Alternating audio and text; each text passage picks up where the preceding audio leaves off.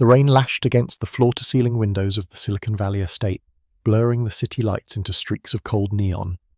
Clara stood in the center of the vast, minimalist master bedroom, staring at the single suitcase on the bed. It contained 5 years of her life. Behind her, the door clicked open. Julian leaned against the frame, holding a crystal glass of scotch. He looked exactly as he had on their wedding day, impeccably groomed, devastatingly handsome, and completely devoid of warmth. "Are you almost done?" Julian asked, his voice smooth and impatient. "Elena is waiting in the car, and I'd rather not have her wait in this weather." Clara stopped folding a worn grey sweater. "Elena, your assistant." "My fiancée, actually," Julian corrected, taking a slow sip of his drink. "Well, she will be as soon as the ink dries on our divorce papers." Clara felt the air leave her lungs. It had only been 48 hours since Julian's mother Margaret had passed away. For 5 years, Clara had been Margaret's primary caregiver. She had bathed her, fed her, held her hand through the agonizing nights of her aggressive dementia, and loved the fragile old woman when Julian couldn't even be bothered to visit her wing of the house. "Julian, your mother just died," Clara whispered, the exhaustion of the past 5 years weighing on her shoulders like lead. "We haven't even had the funeral." "Which is exactly why it's the perfect time to clean house," he replied casually, walking over to his mahogany dresser to retrieve a sleek silver watch. "Margaret is gone. The estate is mine, and frankly, your services are no longer required." Clara turned to face him, her hands trembling. "My services? I am your wife." Julian laughed, a short, sharp sound devoid of humour. "Let's not romanticize things, Clara. We both know why I married a nursing student drowning in student debt. Margaret refused to go to a facility. Hiring a live-in, round-the-clock private nurse of your caliber would have cost me hundreds of thousands a year. Marrying you, a one-time ring and free room and board, you were an investment. I only needed you to care for my sick mother." The words struck her like physical blows. The late-night conversations, the moments she thought they shared a connection, it had all been a calculated performance to keep her compliant. "The prenup is ironclad," Julian continued, pulling a thick manila envelope from his jacket and tossing it onto the bed next to her suitcase. "You get a $50,000 severance, more than generous for a nurse. Now pack up. My driver will take you to a motel. I'm flying to Aspen with Eleanor for a few weeks to clear my head." Clara looked at the man she had promised to love in sickness and in health. She didn't cry. The grief for Margaret had already emptied her tears. There was nothing left for Julian. She zipped up her suitcase, picked up the envelope, and walked past him without a word.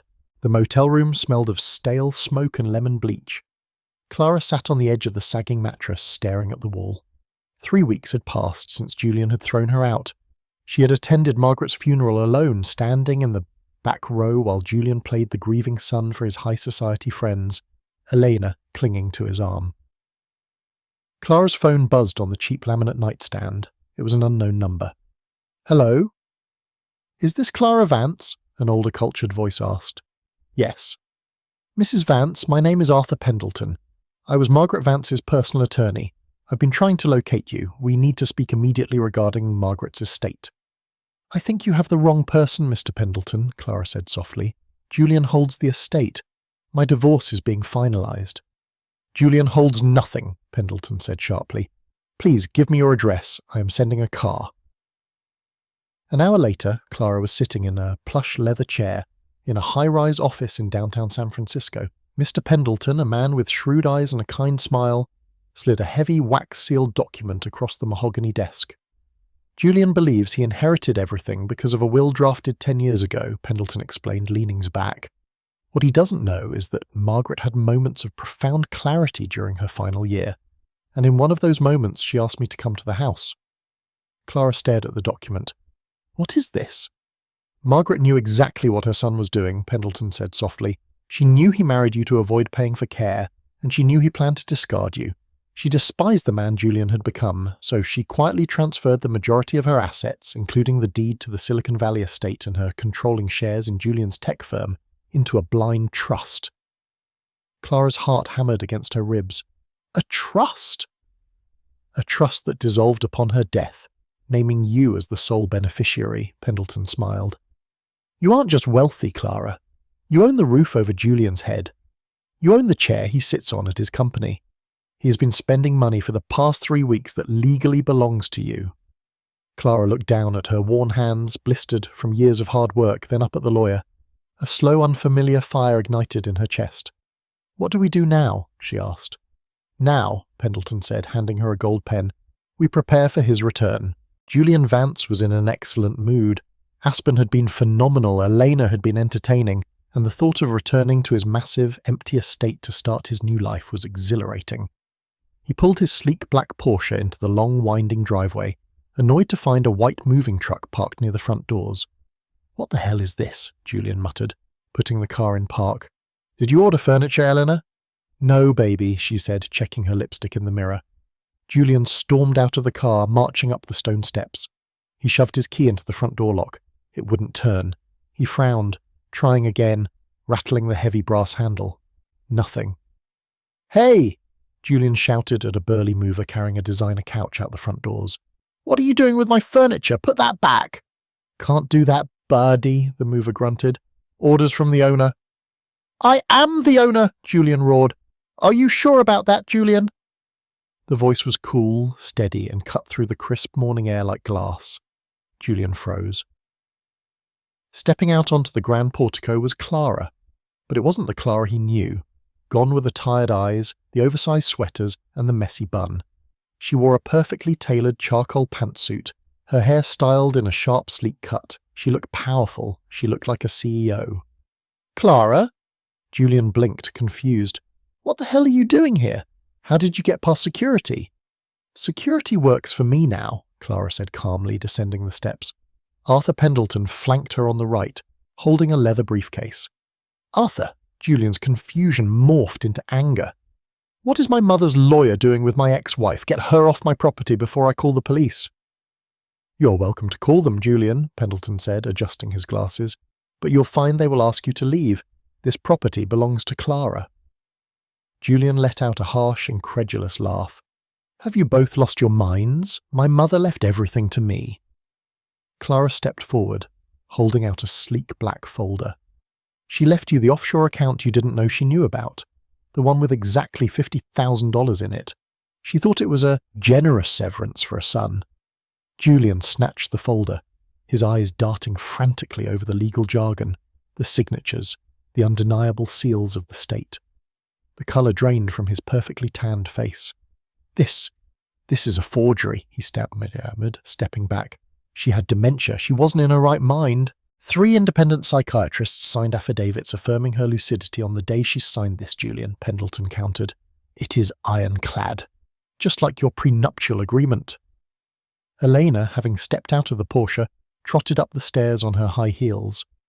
"Julian, what's going on? Who is she?" Clara looked at the young woman, feeling a brief flash of pity before her gaze hardened.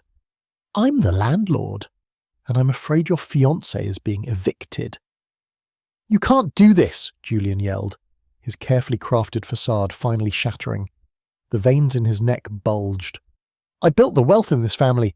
My company is 51% owned by me," Clara interrupted. "Which brings me to my next point. I had my first board meeting this morning. We reviewed your recent expenses. Using company funds to fly your mistress to Aspen? That's a gross violation of corporate policy." Julian stared at her, his mouth opening and closing like a suffocating fish. "The board voted unanimously to remove you as CEO," Clara said, her voice dropping to a deadly quiet tone. "You're out, Julian. Out of the house, out of the company, out of the money." "You bitch!" he hissed, lunging forward. Before he could close the distance, 2 large security guards stepped out from the shadows of the doorway, blocking his path. Julian slammed into them, stumbling backward onto the driveway. Clara stood tall, looking down at the man who had treated her as nothing more than an appliance to be discarded. "I took care of your mother because I loved her, Julian," Clara said, the truth of her words echoing in the quiet courtyard. "She was a wonderful woman who deserved better than a son who only saw her as an inconvenience. You thought you were using me, but all you did was show her exactly who you were, and she made sure you paid the price for it."